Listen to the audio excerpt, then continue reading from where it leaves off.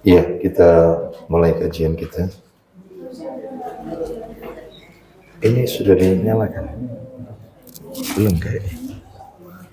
Belum ya? Sudah dinyalakan ini. Ini kok nggak ada itu receivernya. Tanya ya, kalau bapak-bapak nggak yang duduknya sedikit terkena cahaya matahari, sebaiknya bergeser saja. Bukan silau, karena syaitan itu suka duduk di tempat yang sedikit terkena teduh, sedikit terkena matahari. Sehingga kalau terkena sekalian, kalau teduh sekalian. Gitu ya. Jadi kalau sebagian terkena matahari, sebagian teduh, itu tempat yang disukai oleh syaitan. Sebaiknya kena sekalian matahari atau tidak sama sekali nggak kena. Baik, kita mulai. Bismillah. Assalamualaikum warahmatullahi wabarakatuh. Alhamdulillahi rabbil alamin. Wassalatu wassalamu ala nabiyyina Muhammadin sallallahu alaihi wasallam. Ashhadu an la ilaha illallah wahdahu la syarika lah, wa ashhadu anna Muhammadan abduhu wa rasuluh. Ya ayyuhalladzina amanu taqullah haqqa tuqatih wa la tamutunna illa wa antum muslimun, amma ba'du. Fa inna asdaqal hadisi kitabullah wa khairal hadi Muhammadin sallallahu alaihi wasallam, wa syarral umuri muhdasatuha, wa kulla muhdasatin bid'ah, wa kulla bid'atin dalalah, wa kulla dalalatin finnar. Ikhwan wa akhwati fillah, bapak-bapak, ibu-ibu, kaum muslimin dan muslimah, jamaah majelis taklim tazkiyatun nafas yang semoga dimuliakan oleh Allah Subhanahu wa ta'ala, kepada segenap pengurus Masjid Az-Zaitun yang semoga dirahmati oleh Allah Subhanahu wa ta'ala. Ya, masjid ini ya dipakai sholat kan? Iya, nggak dipakai Jumatan? Dipakai. Berarti masjid jami. Masjid Jami Az-Zaitun, ya. Jadi sekalipun tempatnya kecil, selama dipakai Jumatan, maka dia bernama Masjid Jami, ya. Kalau nggak dipakai Jumatan, hanya sholat 5 waktu, maka dia bernama masjid atau musolla. Musolla sama dengan masjid, ya. Kalau di negeri kita dibeda-bedakan, padahal itu perlu dikoreksi. Ada langgar, ada musolla, ada masjid jami. Kalau masjid jami yang dekat alun-alun katanya, yang kubahnya besar. Nah itu ya, padahal definisi masjid jami itu kalau dipakai sholat karena di masjid ini Az-Zaitun ini dipakai Jumatan, maka ini juga disebut Masjid Jami Az-Zaitun, ya. Baik, mudah-mudahan Allah merahmati segenap pengurusnya. Bapak Ibu kaum muslimin dan muslimah rahimani wa rahimakumullah, puji dan syukur kita panjatkan kepada Allah Subhanahu wa taala atas segala karunia nikmat yang telah Allah berikan kepada kita. Di antaranya yang kita rasakan pada sore hari ini adalah Allah Subhanahu wa taala kembali mempertemukan kita tetap dalam rangka talabul ilmi, menuntut ilmu. Semoga niat kita, langkah kaki, perjalanan kita menuju rumah Allah ini semuanya tercatat di sisi Allah sebagai amalan yang diterima dan diridhoi oleh Allah Subhanahu wa taala.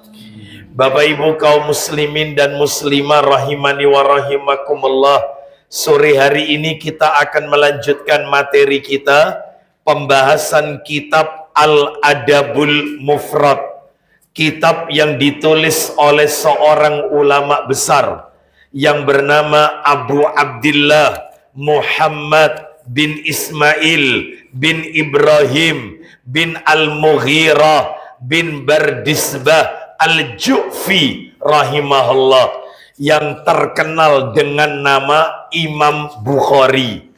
Ya, Imam Bukhari. Baik, ini kitabnya Imam Bukhari yang kita bahas. Nama kitabnya Adabul Mufrad. Menurut catatan saya pada 2 atau 3 bulan yang lalu, kita sebenarnya sudah menuntaskan hadis nomor 15 tentang durhaka kepada orang tua. Jadi saya anggap tuntas saja itu nomor 15. Karena pada waktu itu kan saya terakhir menyampaikan fenomena contoh-contoh anak durhaka. Betul ya? Lalu setelah itu berhenti karena pengurus Majelis Taklim Az-Zaitun meminta saya untuk menyampaikan tentang hadiah bagi orang yang sakit atau nasihat bagi mereka yang sakit. Nah, itu bulan kemarin kalau nggak salah. Hari ini kita akan masuk bab yang baru saja. Kita masuk nomor 16. Jadi kitab Adabul Mufrad hadisnya nomor 16. Seperti apa hadisnya, riwayatnya, jalan cerita hadisnya, saya akan bagikan fotokopian. Mudah-mudahan harta yang dikeluarkan oleh pengurus Tazkiyatun Nafas untuk memperbanyak fotokopi ini diganti oleh Allah dengan ganti yang lebih barokah. Nah, ini silakan bapak-bapak, bisa 1 lembar saja kok ini, hanya 1 lembar. Silakan dibagi sendiri, Mas. Ini ibu-ibu minta tolong, iya, supaya dibagi berapa gitu. Silakan. Ya, cepat dikit baginya. Dibagi lagi separuh gitu ya. Dengan yang belakang. Ya. Yang sebelah sana dalam belum dapat. Bagi lagi biar biar cepat. Ambil lagi. Hanya 1 lembar. Hanya 1 lembar saja.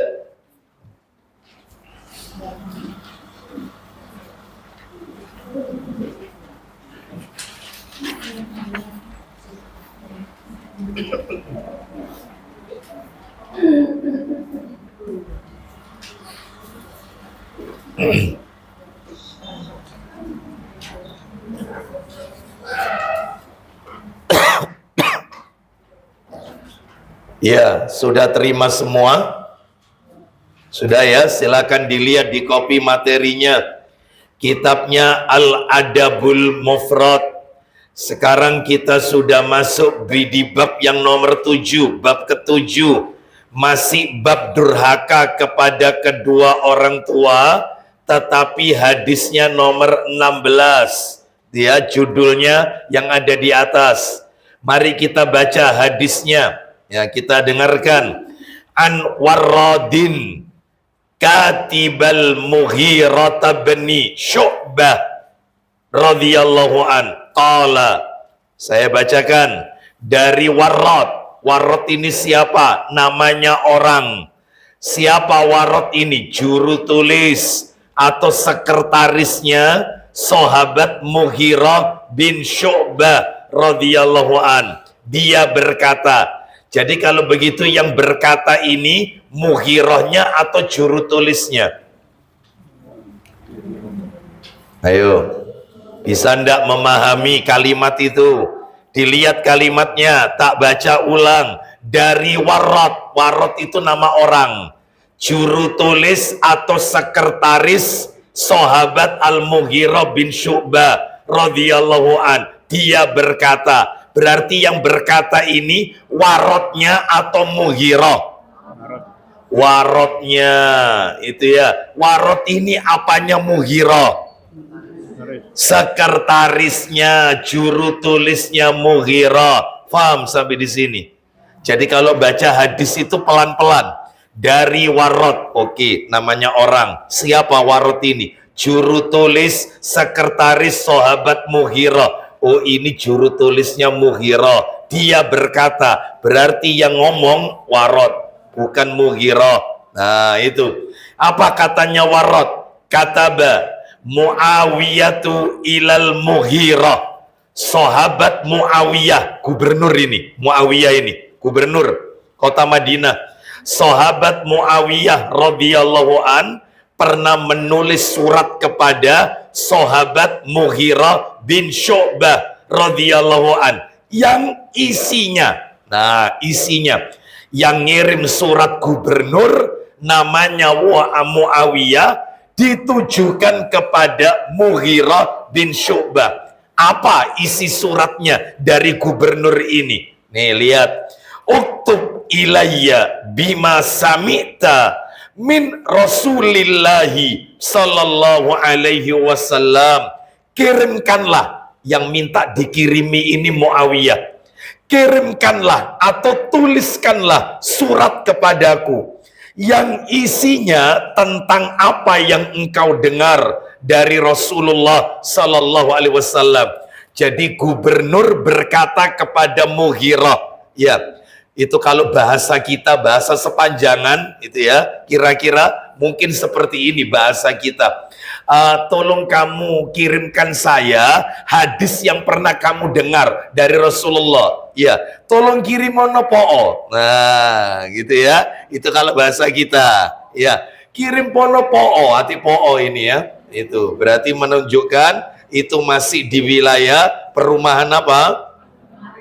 Pondok Maritim ya. Kirimono po'o, hadis yang kau dengar dari Rasulullah sallallahu alaihi wasallam. Nah, kita lanjut. Katanya juru tulis ini, qala Warrad fa'amala alayya wa katabtu biyadayya. Artinya Warrad berkata, sang juru tulis, sekretarisnya Mughirah berkata, maka ia, maksudnya Mughirah bin Syu'bah, melakukannya untukku dan kutulis ucapannya dengan tanganku yang berbunyi. Jadi Mughirah menyuruh juru tulisnya, tulis, nanti kirimkan ke Muawiyah, gubernur, kamu tulis. Maka Warad menulis perintahnya Mughirah. Apa itu tulisannya? Ini sami'tuhu, sesungguhnya aku mendengarnya. Maksudnya dia mendengar Rasulullah sallallahu alaihi wasallam bersabda. Apa itu isi sabdanya? Lah ini, yanha an kasratis su'al wa idha'atal mal wa an qila wa qala. Apa artinya isi suratnya itu? Bahwa Rasulullah sallallahu alaihi wasallam melarang banyak bertanya, kakean takon. Itu satu. Dua, membuang-buang, menyia-nyiakan harta alias boros.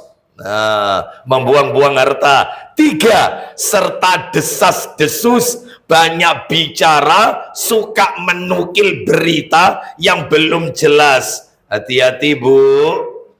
Hati-hati yang nomor 3, sampai merut jari ini itu desas. Ya, sampai lu gak ro ceritane ta. Itu desas ternyata dilarang. Ya, ngomongin yaitu suami temannya, ngomongin rumah tangga temannya, sampai ngomongin ustadznya. Nah, itu ya, suka menukil berita yang belum jelas. Baik, hadisnya diriwayatkan siapa? Ibu-ibu bisa lihat itu dalam kurung, tanda kurung itu ya, tulisannya kecil sekali. Sahih Bukhari, nomornya 5975. Nah, sekarang kita lihat pelajaran yang bisa diambil. Ada 3 di situ. Ada 3 pelajaran yang bisa diambil dari hadis, dari dalil di atas. 1, ada bertanya. Jadi bertanya itu ada etikanya. Nanti saya jelaskan. Yang nomor 2, membuang-buang, menyia-nyiakan harta. Nggak boleh. 3, saring sebelum sharing. Nah, saring dulu sebelum sharing. Ya, jadi kalau nerima berita, jangan setiap kita dengarkan langsung kita sampaikan. Harus disaring dulu sebelum di-sharing. Nah, itu ya, sebelum share. Anda lihat yang paling bawah kalimatnya. Anda lihat. Hadis di atas sama sekali tidak menyinggung tentang durhaka kepada orang tua. Padahal babnya bab apa itu? Durhaka kan? Babnya kan? Kenapa? Padahal babnya tentang durhaka kepada orang tua. Hal ini dikarenakan pembahasannya ada di Adabul Mufrad nomor 297 dan 460. Sekarang masih nomor berapa hadisnya?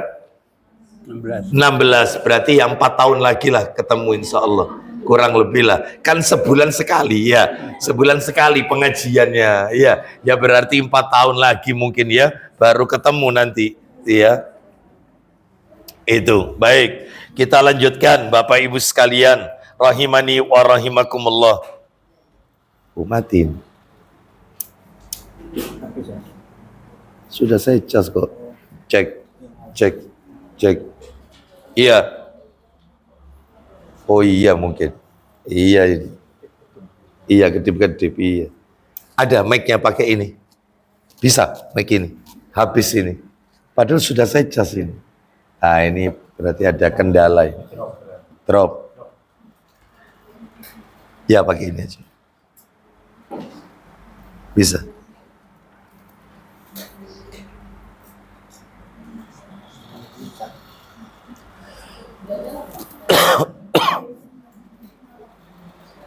Ada.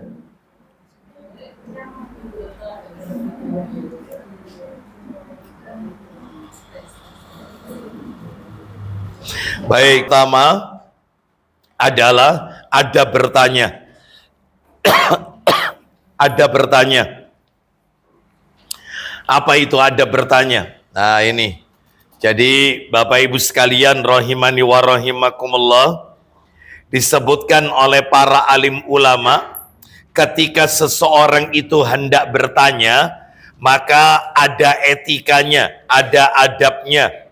Tapi sebelum kami sampaikan adabnya, maka perlu Bapak Ibu ketahui, yang namanya bertanya itu, nggak ada ya?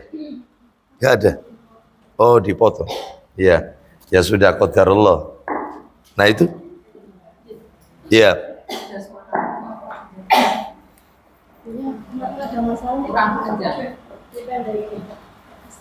Nggak bisa. Ya, sebelum kita sebutkan bagaimana ada bertanya, maka perlu Bapak Ibu ketahui, yang namanya bertanya itu adalah salah satu cara untuk mendapatkan ilmu. Jadi kalau kita ingin mendapatkan ilmu, ya bertanya. Seperti itu. Jadi bertanya itu salah satu cara agar kita mendapatkan ilmu. Mana dalilnya? Dalil. Coba dibuka Quran surat nomor 16 ayat 43. Surat nomor 16 ayat 43. Allah Ta'ala berfirman, fas'alu ahla dzikri in kuntum ta'lamun, in kuntum la ta'lamun. Saya ulang, surat nomor 16 ayatnya 43. Sudah ketemu? Fas'alu ahla dzikri in kuntum la ta'lamun. Artinya, silakan Pak Joko dibaca. Maka bertanyalah kepada orang-orang yang mempunyai pengetahuan. Maka bertanyalah kepada orang-orang yang memiliki pengetahuan. Jika kamu tidak mengetahui. Jika kalian tidak mengetahui. Jadi kalau tidak tahu ya tanya. Cuman masalahnya ada etikanya. Ya. Kalau mau tanya itu ada aturan mainnya. Nah, apa itu aturan mainnya? Adab dalam bertanya. Satu, adabnya. Yang pertama adalah tidak diperbolehkan bertanya tentang hal-hal yang gaib. Tidak diperbolehkan bertanya tentang hal-hal yang gaib. Ya. Yang hanya Allah saja yang mengetahuinya.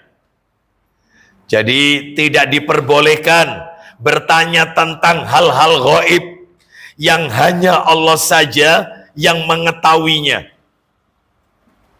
Ya, jadi yang seperti ini tidak diperbolehkan. Misalnya ada seseorang yang setelah ditanya, misalnya ditanya tentang perkara-perkara gaib, ya. Di antaranya kapan terjadinya kiamat. Ya, kapan kiamat itu?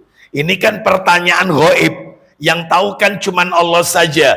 Lah, terkadang ada orang yang berani menjawab kiamat itu katanya masih sekian tahun lagi. Nah, dan Bapak Ibu kalau lihat di YouTube banyak ustadz-ustadz seperti ini. Ya, yang dia memprediksi, berani memprediksi. Dulu diprediksi kiamat itu terjadi nanti tanggal 12 bulan 12 tahun 2012 sampai difilmkan film 2012 tentang kiamat. Ya, pernah dengar film itu ya? Ya, pernah lihat ya? Semuanya hancur di film itu. Hancur. Yang tidak hancur cuma satu di film itu, gereja. Hanya gereja yang tidak hancur. Berarti ada apa dengan film ini? Ada sesuatu ini, ada udang di balik rempeyek. Ya, pasti ada sesuatu misi di balik itu. Nah, itu ya, satu. Ada lagi seorang ustadz, ada di YouTube itu. Saya nggak sebut nama ustadznya. Saya nggak sebut. Dia mengatakan, umurnya dunia ini 1.500 tahun. Jadi kalau sekarang 1448 Hijriah, berarti tinggal 52 tahun lagi kiamat akan terjadi. Oh, ada yang berani loh mengatakan demikian. Bahkan pernah terjadi di negeri kita. Ya, sempat rame masuk televisi kiamat lokal. Ya, pernah terjadi. Kalau nggak salah di mana itu, di Kediri apa di mana? Jadi sak desa di mana gitu loh, pokoknya Jawa Timur kok, Jawa Timur. Sak desa pindah semua. Dia pikir kiamat itu cuma lokal. Ya, misalnya kalau kiamat di Surabaya tok, Mojokerto enggak aman. Makanya pindah semua Mojokerto. Enggak. Kalau kiamat itu ya total semuanya. Lu ada loh yang kayak gitu itu gara-gara memberikan fatwa yang salah. Nah, makanya kalau ditanya orang, Ustadz kiamat itu kapan? Jawab aja, wallahu a'lam wa bishawab. Atau justru Anda balik bertanya, kamu ndak usah tanya kapan kiamat. Bekalmu itu apa yang sudah kau persiapkan kalau kiamat datang? Urusan kiamat yang tahu Allah. Bekalmu apa? Di situ aja. Nggak usah tanya kiamat. Nah, yang jelas harinya tahu. Harinya jelas sih. Tidak akan pernah terjadi kiamat kecuali hari Jumat.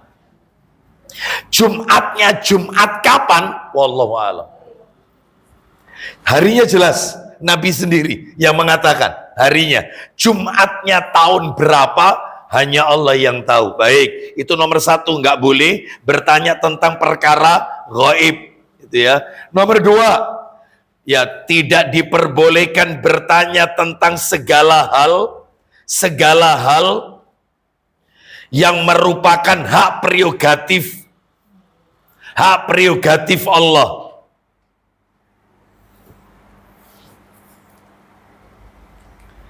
Ya, tidak diperbolehkan bertanya tentang segala hal yang merupakan hak prerogatif Allah.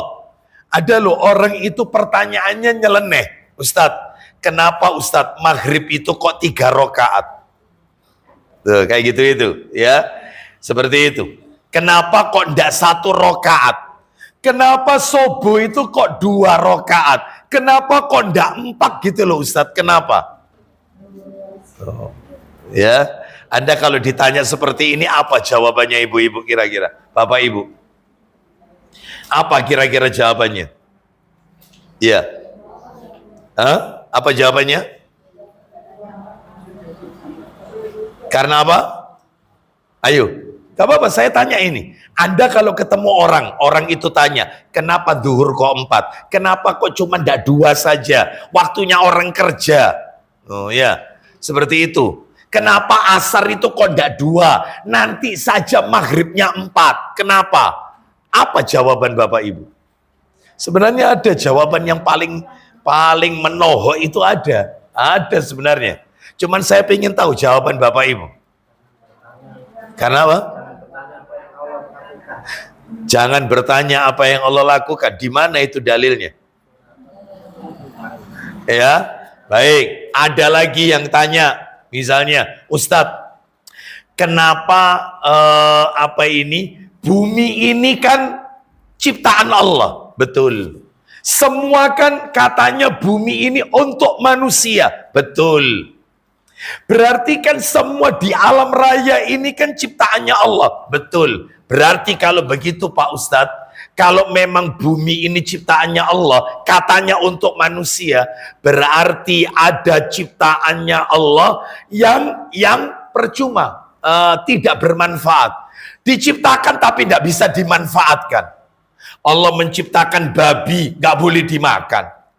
Allah menciptakan tanaman ganja, tidak boleh dikonsumsi. Lah buat apa diciptakan? Nah kalau tidak bisa dimakan, tidak bisa dikonsumsi, ngapain? Berarti ada ciptaan Allah yang sia-sia. Anda jawab apa kira-kira? Ayo. Oh, sudah ya. Ya, tak kasih lagi. Kenapa iblis itu diciptakan? Coba tidak ada setan, tidak ada iblis, tidak mungkin kita masuk neraka. Kan ini gara-gara kelakuannya iblis. Manusia masuk neraka. Kok diciptakan iblis? Nah, terakhir pertanyaannya. Ustadz, dunia ini kan sudah bagus tau Ustadz? Iya, sudah bagus. Sudah indah kan? Sudah indah. Terus kenapa kok nanti kiamat dihancurkan? Wes api-api dibuat kok dihancurkan? Anda jawabnya apa? Ayo. Oh ini jawabannya. Gampang. Seperti sayapnya lalat. Dipegang sayapnya, paling gampang. Ya Pak Ustadz. Jadi kalau ada orang yang aneh-aneh gini pertanyaannya, cukup Anda jawab dengan satu jawaban. Itu skakmat kelepek-kelepek, nggak bisa jawab lagi, nggak bisa mikir dia sudah. Ya, apa itu? Silakan dibuka surat 21 ayat 23. Itu dihafalkan itu. Al-Anbiya itu dihafalkan itu. Surat 21 ayat 23. Surat 21 ayat 23. Ayo siapkan Pak Joko. Allah Ta'ala berfirman, La yus'alu amma yaf'alu wahum yus'alun. Silakan baca Pak Joko. Allah tidak ditanya tentang apa yang dia kerjakan. Terus. Tetapi merekalah yang akan ditanya. Nah, ya. Kesimpulannya gini, jangan bertanya apa yang Allah perbuat. Justru kalian yang akan ditanya oleh Allah atas apa yang kalian perbuat. Selesai perkara. Bisa kira-kira dijawab dengan ini? Ya, saya kalau ditanya seperti itu, kadang-kadang tidak langsung saya jawab. Kayak tadi, Misalnya ada yang tanya kenapa dunia ini sudah bagus kok dihancurkan. Saya bilang begini, saya ajak dia berpikir, saya sekarang bangun rumah. Rumahnya habis 10 miliar, magrong-magrong, mewah. Begitu sudah tak bangun, tak lihat dari jauh, ya Allah CAPI, langsung tak bom rumah saya. Belum, ya tak hancurkan. Masalah Anda apa? Nggak ada. Uangnya siapa? Ya uangnya Ustadz. Selesai. Duit-duitku dewe, omaku dewe, tak hancur no dewe. Karepku. Itulah Allah juga demikian nanti. Artinya Allah yang menciptakan, Allah yang akan menghancurkan, hanya Allah.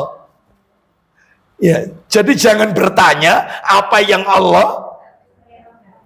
Loh, bukan itu. Jangan bertanya apa yang Allah perbuat.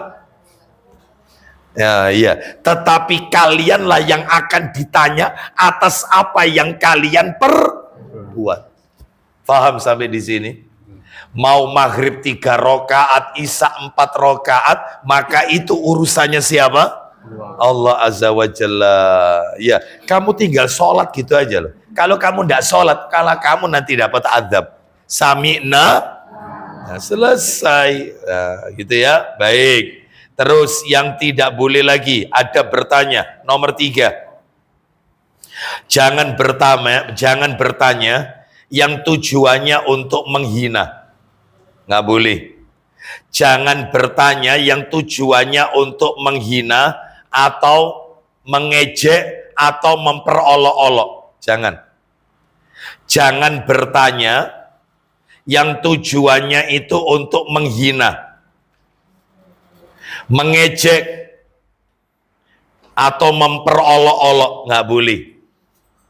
Misalnya nih Bu, misalnya Anda tahulah, misalnya ada seorang ustadz, ya, ustadz ini kelihatannya, kan kelihatan rotok grogi koyo, rotok grogi ya. Terus Anda tanya niatnya ngetes, ya, jangan Ibu, jangan, kasihan, ya, jangan. Jadi ada seorang ustadz itu, dia itu tidak semua ustadz faham semua disiplin ilmu. Enggak. Ada ustadz itu yang paham disiplin ilmu masalah warisan. Ada khusus. Ada yang dia disiplin ilmunya fikih. Ada yang disiplin ilmunya Al-Quran, tafsir, hadis, ada sunnah Nabi, ada yang khusus bahas rumah tangga. Jadi kalau dia bahas rumah tangga itu detail, rinci, dan yang dengarkan bagus, enak. Ustadz ini jelas masalah keluarga rumah tangga mantap. Nah, misalnya ada, tetapi dia tidak paham dari sisi lain. Lah kadang-kadang murid itu ada yang rodok-rodok, ya. Apa itu? Ngetes. Nah, koyo iki tak tes saja. Pak Ustadz, tanya Pak Ustadz. Nah, itu ya, maka yang seperti ini nggak boleh. Berarti dia bertanya untuk menjatuhkan harga diri si Ustadz itu. Seperti itu.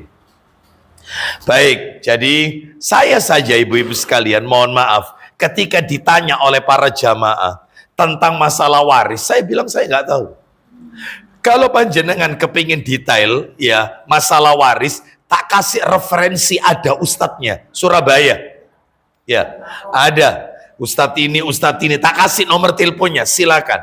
Kalau Anda kepingin dapat rincian waris secara detail, seperti itu. Kalau saya, maaf, saya hanya sekadar kulitnya doang, itu pun tidak sempurna. Jangan tanya sama saya nggak paham. Jauh lebih baik mengatakan saya tidak tahu, itu gentle, daripada memaksa menjawab tapi salah. Iya, itu jawaban tidak tahu itu bagian dari ilmu. Bagian dari ilmu. Wallahu a'lam itu bagian dari ilmu. Jadi kalau ditanya Ustadz ini begini, wallahu a'lam, silakan tanya ke Ustadz yang lainnya. Itu bagian dari ilmu. Bapak Ibu sekalian, jadi jangan merasa khawatir dianggap bodoh oleh jamaahnya karena dia tidak bisa jawab. Nah, ini ya. Baik, karena ini masalah agama ini soalnya, bukan masalah duniawi. Ya, kita lanjutkan. Jangan memaksa untuk menjawab kalau tidak paham. Lah si murid jangan ngetes, ya. Baik, yang nomor 4. Nomor 4. Tidak boleh bertanya sesuatu. Tidak boleh bertanya sesuatu yang tidak ada manfaatnya. Nggak boleh. Bertanya sesuatu yang tidak ada manfaatnya. Nggak boleh. Contohnya, Ustadz, mana lebih dulu? Ayam atau telur? Oh. Ini nggak bisa dijawab ini. Nggak usah dijawab yang kayak gini. Ya. Terus apa lagi biasanya? Hah? Ya. Ustadz, bumi itu bulat atau datar? Ya. Itu manfaat itu. Manfaat, ya. Sebenarnya dalam Al-Quran jelas sekali Allah hamparkan bumi ini, kan gitu ya.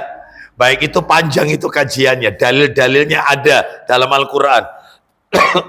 Selama ini kan kita mengetahui bumi itu bulat, padahal apa? Ya, bulat apa datar bumi ini? Ayo, ya.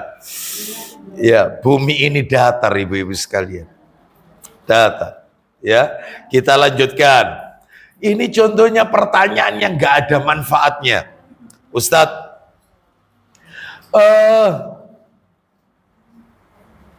tadi ayam dengan telur. Ada lagi. Malaikat itu nikah apa enggak Pak Ustadz? Malaikat itu nikah atau tidak Pak Ustadz? Ya. Maka dalam hal ini sebenarnya nggak perlu dijawab yang kayak gini. Ya, kalau dia bertanya malaikat itu cowok apa cewek? Ada nggak malaikat itu yang cewek? Maka kita jawab berdasarkan beberapa kisah nabi-nabi yang terdahulu. Tidak pernah malaikat itu ketika berubah wujud menjadi manusia, manusianya perempuan. Tidak pernah. Selalu menjadi laki-laki. Contoh, tamunya Nabi Ibrahim alaihissalam yang memberi kabar bahwasanya Sarah akan memiliki seorang anak. Itu malaikatnya wujud laki-laki. Tamu laki-laki. Tamunya Nabi Lut alaihissalam yang datang memberi kabar umatnya akan dapat azab. Nabi Lut disuruh keluar dari tempat itu lebih dahulu dan jangan noleh ke belakang, nggak boleh noleh ke belakang, terus saja jalan. Kan gitu itu, disuruh begitu. Itu laki-laki malaikat. Termasuk yaitu yang mendatangi Maryam, yang memberitahukan bahwasanya dia akan melahirkan seorang anak laki-laki. Sampai-sampai Maryam pun menjerit, mana mungkin aku tidak pernah disentuh oleh laki-laki lalu aku bisa melahirkan. Kalau sudah takdirnya Allah kun fayakun, ya sudah, Allah maha berkehendak. Lah itu juga laki-laki. Jadi nggak pernah malaikat itu berubah wujud sosok wanita, nggak pernah. Selalu laki-laki. Nah itu ya. Baik kita lanjutkan sekarang. Adab yang nomor berapa ini? 5. Tidak boleh bertanya yang sifatnya memaksa. Biasanya ibu-ibu ini bertanya yang sifatnya memaksa.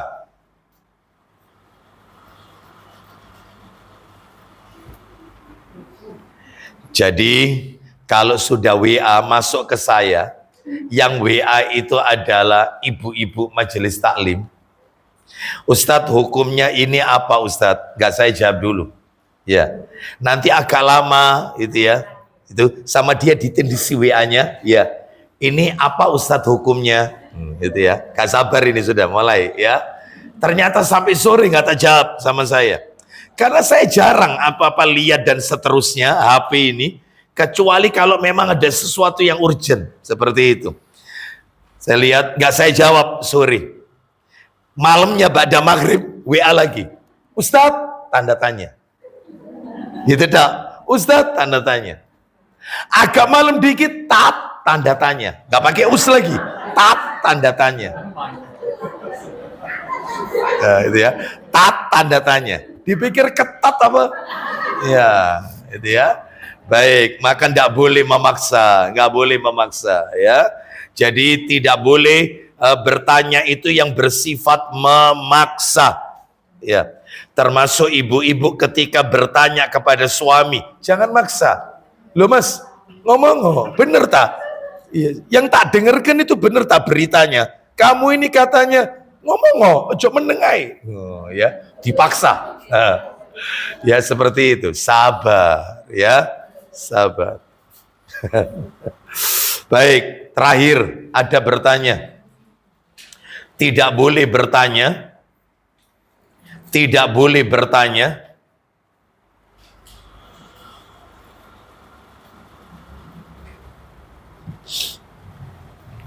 yang tujuannya adalah tidak boleh bertanya yang tujuannya adalah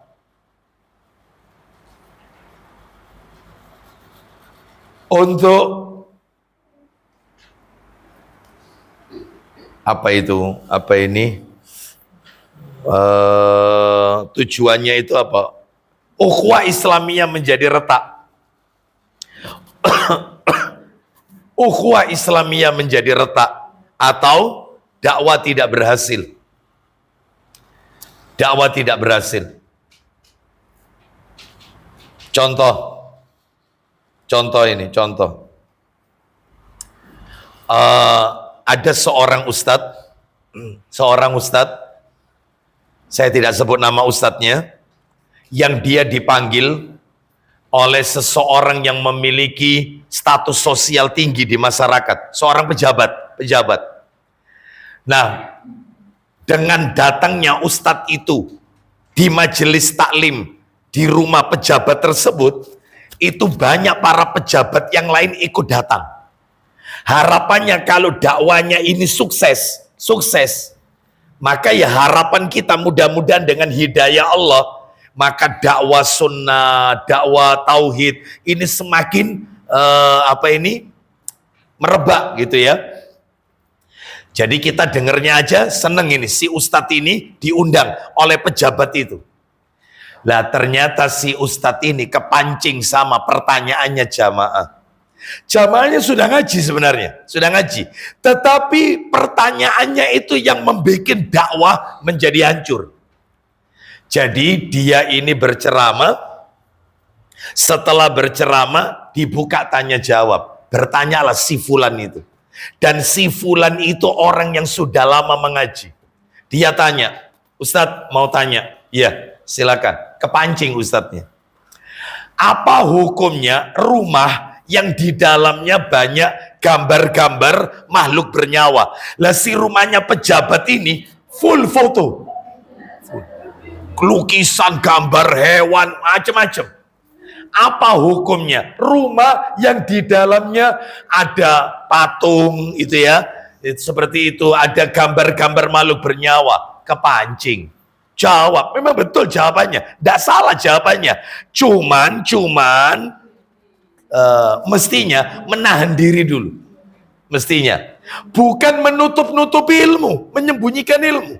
Ya, satu saat itu akan disampaikan. Ya, apalagi tidak sesuai dengan apa yang disampaikan ustadznya. Antara yang disampaikan dengan pertanyaan ini di luar konteks ini. Mestinya pertanyaannya yang lain dulu, yang lain dulu, yang itu kita pending dulu sesuai dengan tema kita saja. Mestinya gitu.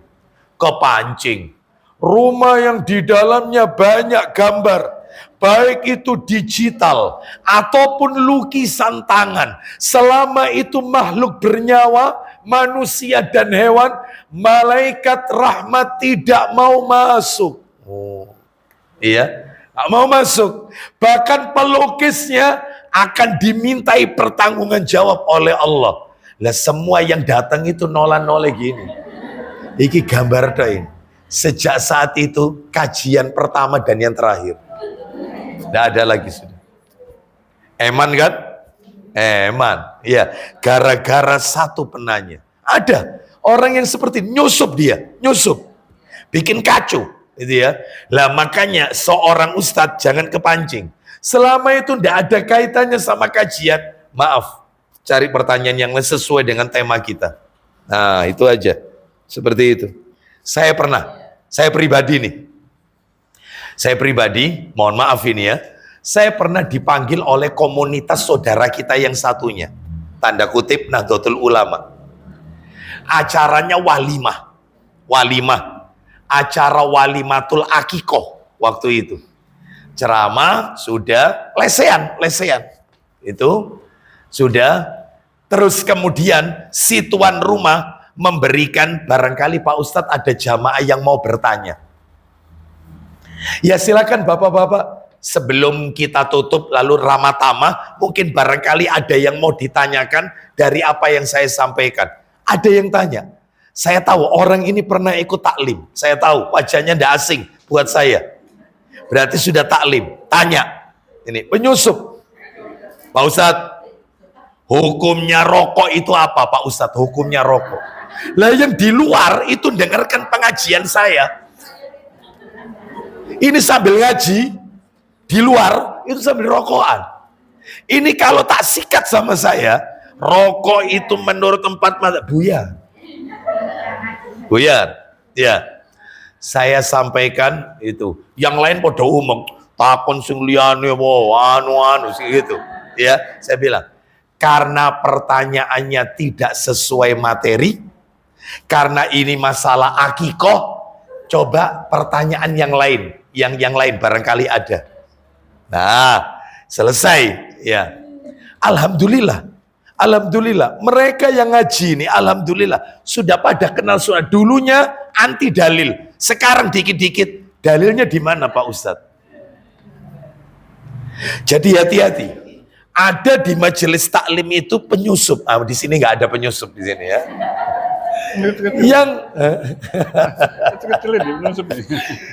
Yang kalau bertanya, nah itu kadang-kadang membikin kacau ya. Lah seorang dai mestinya harus pandai-pandai membaca hal tersebut ya. Wallahu a'lam wa bishawab. Ya, baik. Kita lanjutkan. Ya, kita lanjutkan. Sekarang yang nomor 2, membuang-buang, menyia-nyiakan harta. Apa itu maksudnya? Boros. Sekarang saya tunjukkan dalil tentang boros. Dalil tentang boros dulu, sikap boros. Yang pertama firman Allah Ta'ala. Suratnya adalah surat yang ke-17. Ayatnya 26 dan 27. Surat nomor 17. Ayatnya 26 dan 27. Allah Ta'ala berfirman, wa ati dzal qurba haqqahu wal miskina wabnas sabili wala tubadzir tabdzira. Ayat 27-nya, innal mubadzirina kanu ikhwana syayatin wa kana syaitanu li rabbihi kafura. Ya, silakan baca. Berikanlah kepada kerabat dekat haknya, juga kepada orang miskin. Terus. Dan orang yang dalam perjalanan. Terus. Janganlah kamu menghambur-hamburkan hartamu secara boros. Loh itu, jangan menghambur-hamburkan harta secara boros. Lanjut, teruskan. Sesungguhnya para pemboros itu adalah saudara-saudara setan. Loh, pemboros itu saudaranya siapa? Saudaranya syaitan. Oh iya. Makanya ini termasuk perilakunya syaitan yang harus dijauhi. Jangan diikuti boros ini. Silakan. Dan setan itu sangat ingkar kepada Tuhannya. Nah, syaitan itu sangat ingkar kepada Tuhannya. Baik, sekarang saya kasih dalil nomor 2 tentang boros. Dalilnya Sahih Muslim. Sahih Muslim. Minta tolong Pak Joko, kitabnya dibuka, dicari Sahih Muslim. Nomornya Sahih Muslim nomor 1696 1696 1696 1696 Sahih Muslim. Iya. Iya, silakan baca. Dari Abu Hurairah Radhiyallahu anhu. katanya, Ya, Rasulullah SAW bersabda, apa isi sabdanya Pak Joko? sesungguhnya Allah menyukai bagimu 3 perkara Allah itu suka kepada kalian 3 perkara dan membenci 3 perkara. Allah itu benci 3 perkara. Ya. Jadi yang dicintai Allah 3 perkara. Yang dibenci 3 perkara. Sekarang yang dicintai dulu. Apa yang dicintai oleh Allah? Silakan. Yang disukainya, 1. hendaklah engkau sembah Dia dan jangan dipersekutukan dengan sesuatu apapun. Jadi beribadah kepada Allah, mentauhidkan Allah, tidak menyekutukannya, tidak melakukan kesirikan. Itu yang disukai oleh Allah. Perbuatan yang dicintai oleh Allah, mentauhidkan Allah. Nomor 2 Pak Joko. Hendaklah kamu semua berpegang teguh dengan agamanya. Kalian berpegang teguh dengan agama Allah. Ya, berpegang teguh dengan Al-Quran dan As-Sunnah. Itu maksudnya. Yang ketiga Pak Joko yang dicintai. Dan hendaklah kamu jangan berpecah belah. Maksudnya kita disuruh bersatu. Allah itu paling cinta kalau kita berjamaah.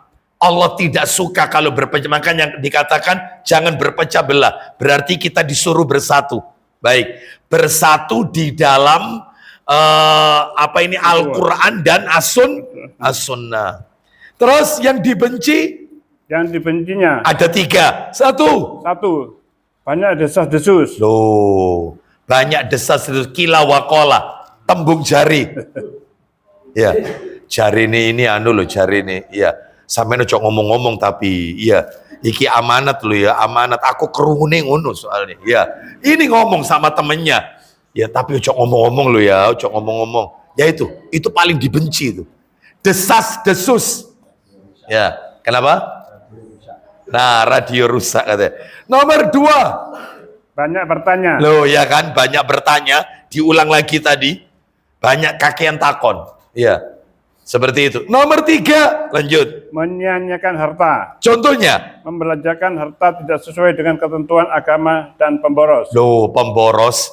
Jadi rupanya boros itu perilaku yang dibenci oleh Allah. Saya tanya, yang dicintai Allah ada berapa tadi? Apa saja? 1, mentauhidkan Allah, tidak menyekutukannya. Nomor 2, berpegang teguh pada agama Allah, Quran dan Sunnah. Nomor 3, jangan berpecah belah, tetapi harus bersatu. Yang dibenci Allah berapa? 1, desas-desus. Nomor 2, banyak bertanya. Nomor 3, menyia-nyiakan harta. boros, menyia-nyiakan harta. Baik, sekarang saya kasih contohnya orang boros. Yang masuk kategori boros. Ya, boros ini perbuatannya siapa tadi? Syaitan. Ya.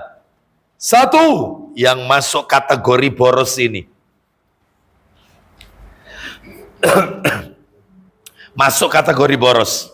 Apa itu? Menginfakkan harta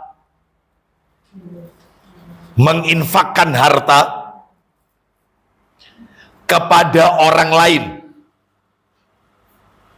sedangkan keluarganya ditelantarkan. Itu boros itu. Menginfakkan harta kepada orang lain, sedangkan keluarganya ditelantarkan. Saya tanya sama ibu-ibu, bapak-bapak, kita kalau punya kelebihan harta, ingin sodako, yang didulukan itu keluarga atau orang lain? Anak yatim yang kita kasih, anak yatim yang dari keluarga, atau anak yatim yang ada di panti-panti? Keluarga itu didulukan. Keluarga itu didulukan. Jadi kalau ada orang royal sama tetangga, royal sama temannya, royal sama orang lain, pembangunan masjid ditutup, ya kebutuhannya. Sedangkan keponakan tidak bisa sekolah, belum bayar SPP, hendak minta kepada dia pura-pura tidak tahu. Bahkan dia katakan, maaf aku tidak punya uang. Ya, lain kali saja. Ini pemboros ini. Ya, jadi mestinya itu keluarga didulukan. Keluarga dicari dari ayah siapa yang miskin, dari ibu saya keluarganya ibu siapa yang yatim, yang miskin, itu dipepai dulu. Begitu sudah semua, masih ada kelebihan harta, baru yang lainnya. Faham sampai di sini ya? Jadi hati-hati. Coba Bapak Ibu perhatikan ayat yang tadi dibaca oleh Pak Joko, yang surat 17 Ali Isra. Ayo dibuka lagi surat Ali Isra-nya.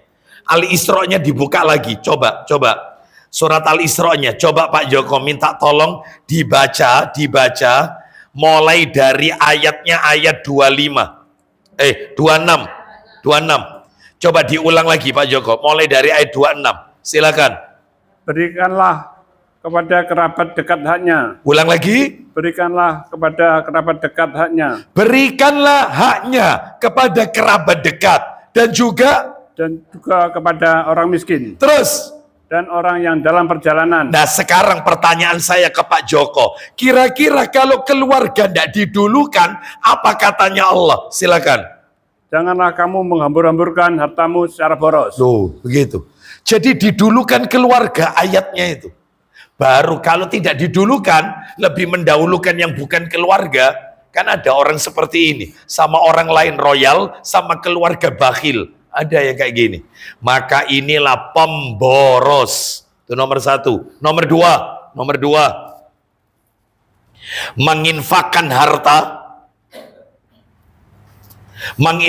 harta untuk acara-acara yang mengandung unsur dosa.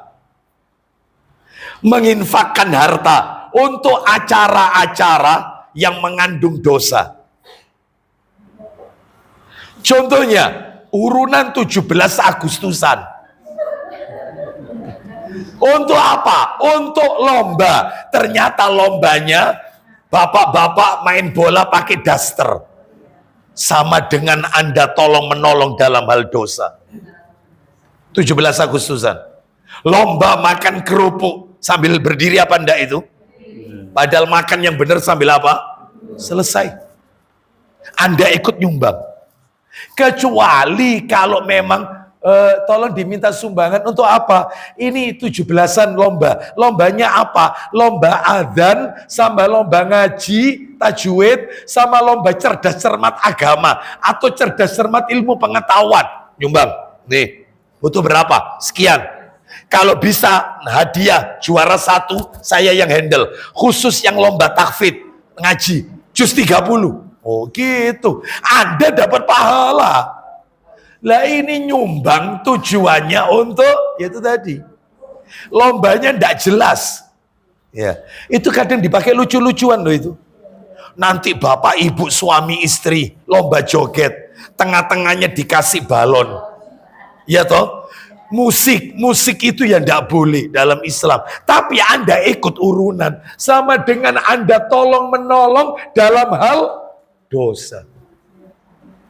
Oh, ayo. Ya apa ini kira-kira? Nah, seperti itu. Ya, hati-hati. Ya, baik kita lanjutkan. Lomba senam ibu-ibu khusus ada ya, senam ibu-ibu pakaiannya pakai legging ketat membentuk lekukan anggota tubuh. Iya, sudah. Yang nonton siapa? Terus Anda ikut nyumbang. La ilaha illallah. Ya. Malam tirakatan datang aja, enggak apa-apa. Suruh nyanyi lagu Indonesia Raya, ikut nyanyi enggak apa-apa. Hormat bendera enggak apa-apa. Hah? Ya kalau ada dicampuri yang lain, tahlilan dan seterusnya, nggak usah ikut ritualnya. Makanannya halal, boleh, tidak apa-apa. Paham ya? Yang penting tidak campur. Laki sendiri, perempuan sendiri. Malam tirakatan, betul ya? Iya. Biasanya campur apa enggak itu? Enggak dipisah kan? Keren, bagus. Gak apa-apa. Ustadz itu diawali pakai musik. Anda datangnya pas acara. Kalau sudah assalamualaikum berarti RT sudah mulai datang. Ya mulai sambutan, pembacaan doa dan seterusnya, menyanyikan lagu ini, ikut nggak apa-apa. Ya, begitu di situ ada tambahan-tambahan ritual ibadah yang lain, kita nggak perlu ikut, tetap di situ aja dalam rangka menjaga ukhuwah Islam. Paham sampai di sini? Baik, kita lanjutkan. Sekarang itu tadi ya, jangan menginfakkan harta itu termasuk boros itu. Nomor 3, contoh boros, suka beli produk yang mahal-mahal harganya karena gengsi. Gemar beli, ya podo ae tas, sepatu, ya. Gemar beli produk-produk, ya, yang mahal-mahal. Karena apa? Karena gengsi. Jadi kalau ndak branded, gatelan kulitnya. Gatelan. Ya, seperti itu. Masuk angin. Ya, seperti itu. Jadi nggak boleh yang kayak gini. Ini berlebihan ini. Ya, berlebihan. Ya, itu boros itu, boros. Terus yang nomor berapa? 4, contoh yang lain. Boros dalam menggunakan air, listrik, dan bensin. Boros dalam menggunakan air, listrik, dan bensin.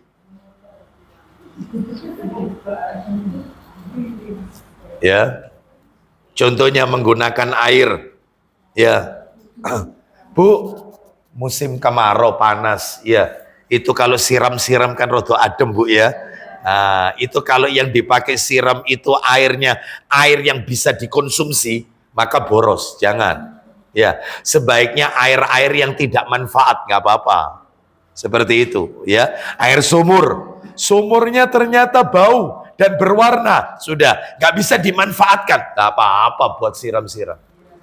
Wah, seperti itu. Lah ini PDAM, siram-siramnya, wah, masya Allah ini. Ya, nah hati-hati. Bu, saya mau tanya. Wudhu itu disuruh hemat apa tidak? Wudhu saja ibadah loh. Wudhu itu disuruh hemat. Ini bukan ibadah. Ya. Wudhu kan tidak boleh. Contoh, keran dibuka, kita lagi ngambil air untuk basuh wajah, ngambil, kita basuh. Ini kerannya jalan terus. Ini boros ini. Maka supaya tidak boros, kecilkan aja. Kecil aja. Kecil. Nah, dan yang namanya wudhu tidak harus ketes itu. Basah kuyup, netes-netes, nggak harus. Yang penting terkena anggota wudhu, selesai. Wudhu aja, lo sekian itu bisa dipakai wudhu. Ini bisa. Ini sunnahnya. Satu mud. Satu mud itu setara dengan, satu mudnya setara dengan 500 mililiter. Ini berapa ini? 200, dua kalinya ini. 500 mililiter, satu mud. Di zaman Nabi kan berat jenisnya pakai sok sama mud. Kalau kita kan kilogram, liter. Gitu ya. Itu setara 500 mili. Jadi dua kalinya ini, gelas ini, kemasan ini. Itu wudhu, jadi tidak harus netes-netes. Enggak. Ini malah dibuang-buang gini. Ya, nyuci mobil.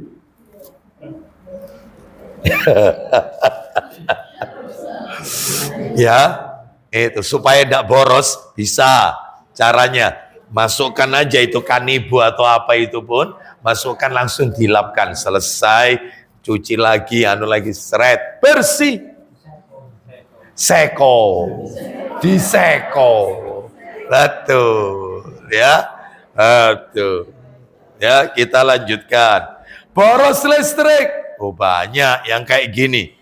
Ya. Boros bensin.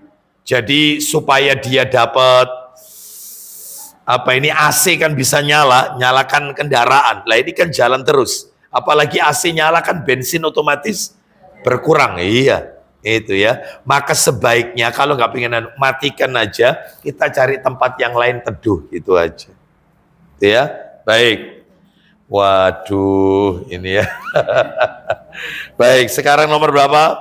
5. 5. Suka menyisakan makanan dan membuang makanan. Suka menyisakan makanan atau membuang makanan. Tuh itu. Nanti dapat berkatan. Ya. Itu mbok ya dimanfaatkan, mungkin disimpan di almari es, bisa nanti dimanfaatkan. Ini enggak, dibiarin sampai basi. Itu mubazir loh itu. Mubazir loh itu. Iya, contoh minuman. Ini semua. Ada loh orang itu diminum sak cerut selesai.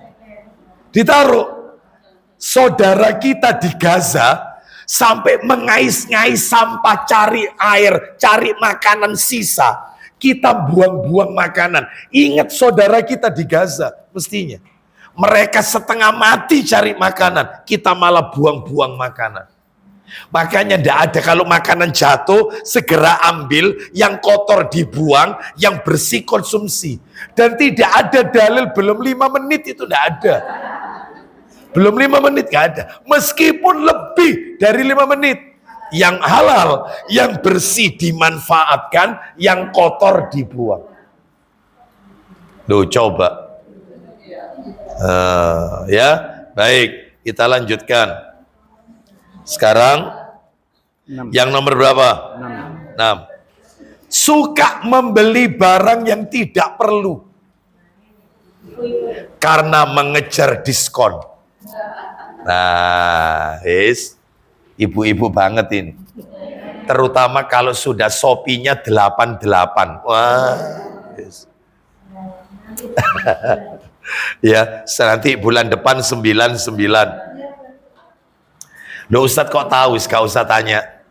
Ya, seperti itu. Jadi beli ini hanya ngejar diskon. Padahal nggak dimanfaatkan. Intinya suka nyuso barang. Dulu zamannya, sekarang tutup perusahaannya, Tupperware, kumpulkan. Tapi nggak pernah dipakai. Boros itu. Dihisap oleh Allah Subhanahu wa taala. Panci sak panci. Sampai sekian set. Ya.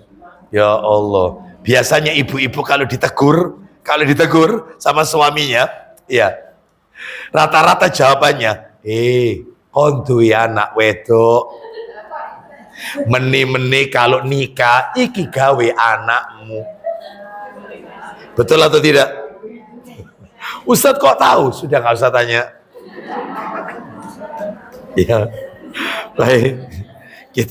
Kita lanjutkan. Saya punya anak perempuan, saya punya anak laki juga, ya. Seperti itu. Jadi dalam hal ini hindari beli secukupnya. Beli secukupnya. Terus apa lagi? Nomor 7. Memiliki hobi yang mahal harganya. Hobinya mahal.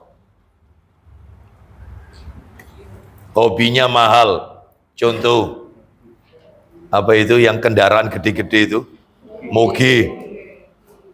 Ya, di jalan kan? Wang, ya. Satu grup, satu anu.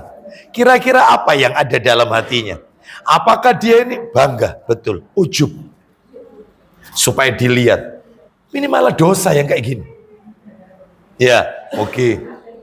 Ustadz, saya hobinya mancing. Ya boleh, tidak apa-apa. Tapi ada loh, orang itu karena hobinya mancing, sampai alat pancingnya aja puluhan ratusan juta.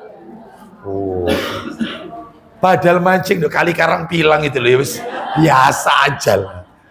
Ini mancingnya Arizona. Wow. Jadi mancingnya tok naik pesawat.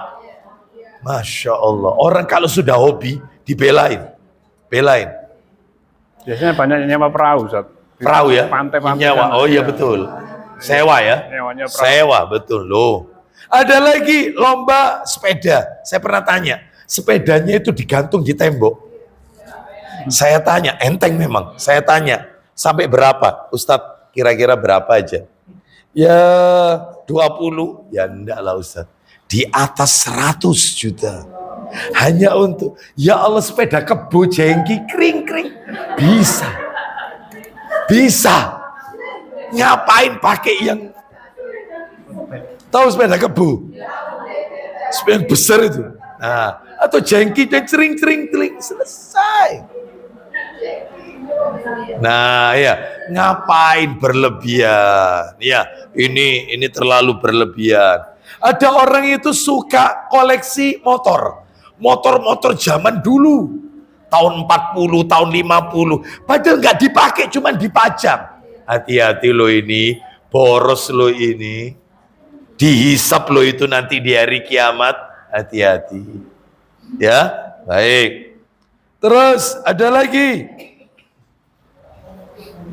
yang termasuk boros. Suka merokok, boros.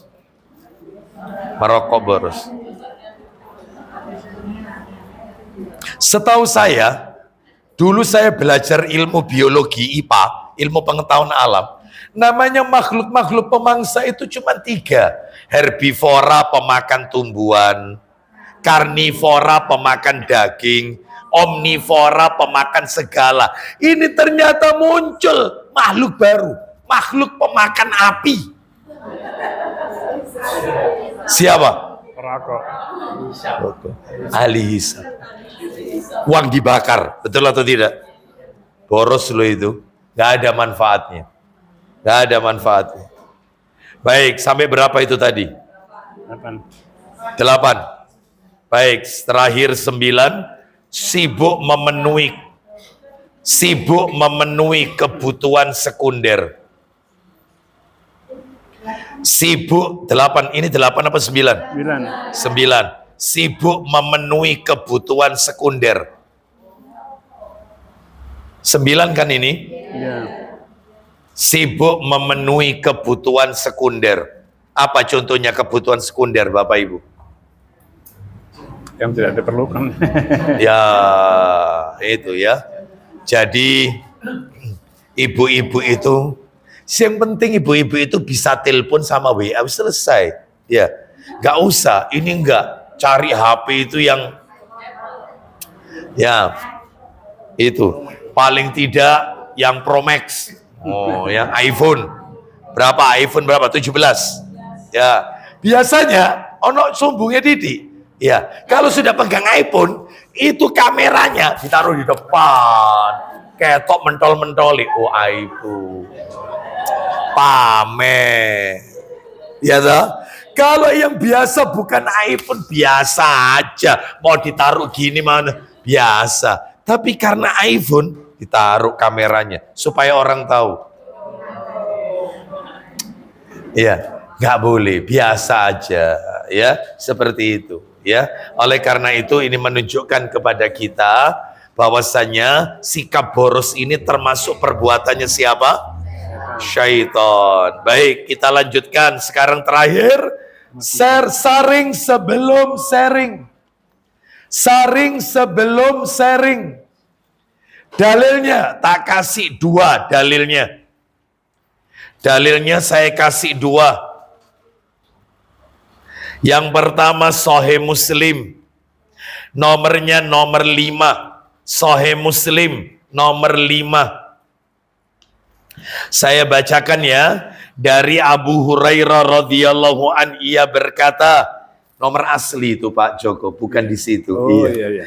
Nomor 5 Sahih Muslim dari Abu Hurairah radhiyallahu an, ia berkata, Rasulullah sallallahu alaihi wasallam, beliau bersabda, kafa bil mar'i kadziban an yuhaddisa bikulli ma sami'a. Artinya, Cukuplah seseorang itu disebut pendusta bila ia menyampaikan semua yang ia dengar, seluruh apa yang ia dengar.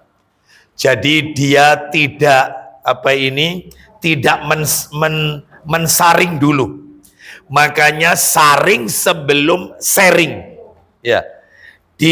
Saring dulu sebelum disampaikan kepada umat. Ya. Kenapa? Ibu-ibu, bapak-bapak sekalian, betapa banyak munculnya fitnah-fitnah yang beredar, ya, yang terjadi di zaman kita ini, ya, mudah men-share semua link berita, entah itu berita di media sosial kita atau dari manapun, lebih-lebih berita tersebut berkaitan dengan kehormatan saudara kita, terutama ulil amri, terutama itu yang jadi bidikan biasanya. Ulil amri kita ini muslim, Bapak Ibu sekalian, muslim, maka tidak boleh kita rusak kehormatannya, nggak boleh diolok-olok di media, ya, terus kemudian dijadikan bahan tertawaan, nggak boleh seperti itu, nggak boleh, haram, karena dia muslim dan dia mengerjakan sholat, ya, maka tidak boleh dihina, diolok-olok. Ya, lantaran harga sembako naik, ya, nanti dia nggak boleh ini, ya. Ini seringkali kadang-kadang media memberitakan apa, kita langsung ditelan mentah-mentah lalu disebarkan sehingga muncullah kekacauan di mana-mana. Oh, ya.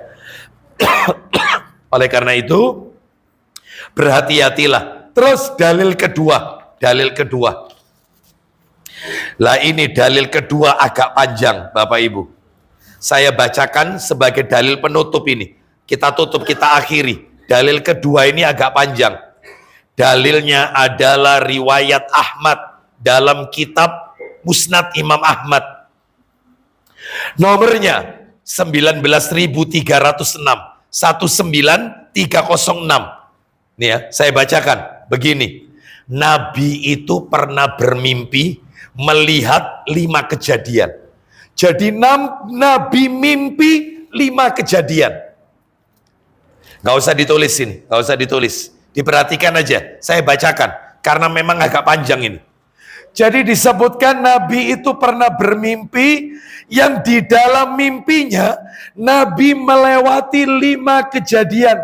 Apa itu? 1, dalam mimpinya Nabi melihat ada orang yang memegang tusukan besi, gancu, tusukan besi, yang ia menyobek rahangnya sampai ke tengkuknya. Jadi dimasukkan gancu itu ke mulutnya, ditarik ke belakang, terus yang satunya begitu, terus lalu dinormalkan lagi, terus gitu lagi, terus begitu, lalu rahangnya yang satunya sampai tengkuk, ya, terus begitu. Ini kejadian pertama. Ketika Nabi bertanya kepada Jibril siapa mereka, katanya Jibril terus jalan terus. 2, Nabi melihat ada orang yang terbelenggu tangannya di tengkuknya, ya, dan ada satu lagi orang yang memegang batu besar. Lalu orang tersebut menimpukkan ke kepala orang yang dibelenggu itu hingga kepalanya pecah. Jadi orang itu tangannya dibelenggu begini, ada satunya lagi megang batu besar, lalu kemudian ditimpukkan ke kepalanya, remuk, kembali normal lagi, timpukkan lagi, remuk, normal lagi, terus gitu. Nabi tanya, siapa orang ini? Terus jalan terus. Yang ketiga, kejadian ketiga, ada sebuah tungku yang atasnya sempit, bawahnya itu luas. Atasnya sempit, bawahnya luas. Di bawah tungku ada api yang menyala. Sedangkan di dalam tungku itu banyak laki-laki dan perempuan telanjang. Mereka menjerit-jerit. Nabi tanya, siapa mereka? Terus jalan. Kejadian keempat, Nabi melewati sungai darah. Di situ ada orang yang berenang di sungai darah. Di tepi sungai ada seseorang yang memegang batu. Begitu orang yang berenang itu ke tepian, dimasukkan batu itu ke mulutnya, lalu kemudian dia ke tengah sungai lagi. Nanti balik ke tepian, dimasuki lagi batu. Begitu seterusnya. Nabi tanya, siapa orang ini? Terus jalan. Terakhir, nomor 5. Nabi melewati taman hijau. Nah, mulai di tepinya taman hijau yang di tepinya ada pohon yang sangat rindang, sedangkan di bawah pohon itu ada seorang laki-laki yang sudah tua dikelilingi banyak anak kecil. Nabi tanya, siapa orang ini? Terus jalan sampai total semua baru diceritakan. Yang pertama, yang tadi dimasukkan gancu, ditarik ke belakang, robek rahangnya. Ini adalah pendusta yang suka membuat kedustaan dan dia sebarkan dusta itu ke segenap masyarakat. Nah, suka nge-share padahal belum ditabayun, belum di cross check ini benar atau tidak. Ya, itu hati-hati ya. Makanya kalau nge-share berita atau apa, hati-hati. Saring sebelum sharing. Nomor 2, yang tadi ditimpukin kepalanya batu besar, itu adalah mereka yang tidak baca Quran dan tidak mengamalkan isi Al-Quran. Dia nggak mau baca Quran. Pagi siang waktunya untuk duniawi, malamnya seperti bangkai, yaitu tidur pulas, nggak baca Quran. Siangnya kerja, jadi Quran nggak pernah dibaca dan tidak diamalkan. Ya, ini kepalanya ditimpukin batu besar.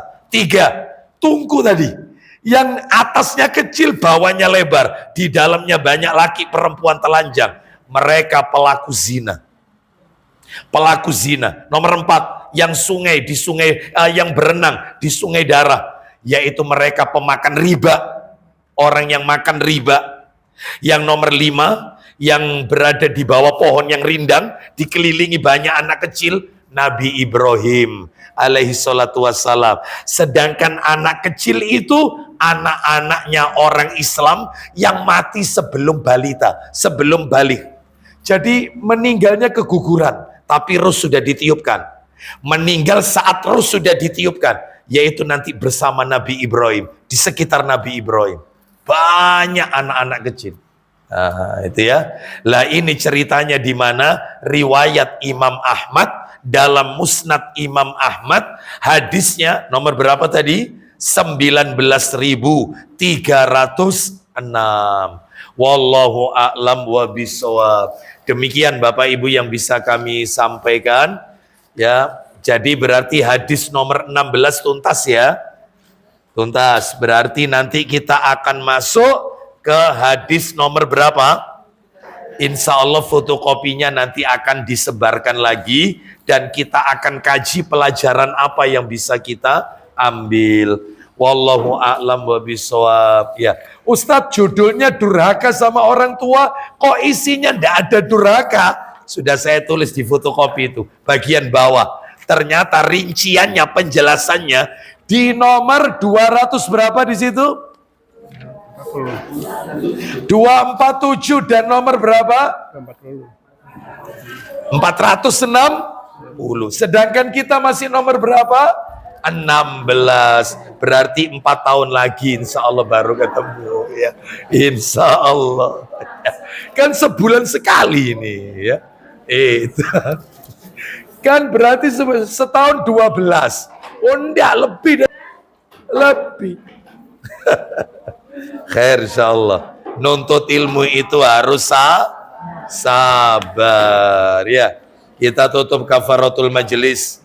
Wassallallahu ala nabiyyina wa ala alihi washabihi wasallam. Anakallahumma wa bihamdika asyhadu an la ilaha illa anta astaghfiruka wa atubu ilaik. Wa akhiru da'wana anil hamdulillahi rabbil alamin.